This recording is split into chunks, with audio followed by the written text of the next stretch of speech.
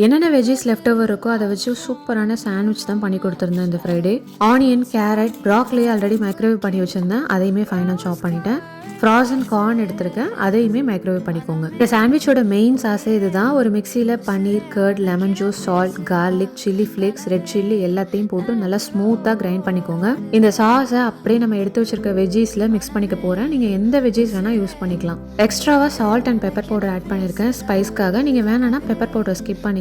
இதை அப்படியே சவடோ பிரெட்ல நிறைய வச்சு ஃபில் பண்ணி ஸ்ப்ரெட் பண்ணிக்கோங்க. இதை அப்படியே தோசைக்கல்ல 2 சைடும் பட்டர் தடவி டோஸ்ட் பண்ணிக்க போகிறேன். ஒரு வெயிட் கொடுத்து ப்ரெஸ் பண்ணிக்கிட்டிங்கன்னா உள்ள இருக்கிற ஃபில்லிங்ஸ் எல்லாமே நல்லா செட் ஆகிடும். நல்லா டோஸ்ட் பண்ணிக்கோங்க until the top turns brown and golden crispy ஆகிற வரைக்கும்.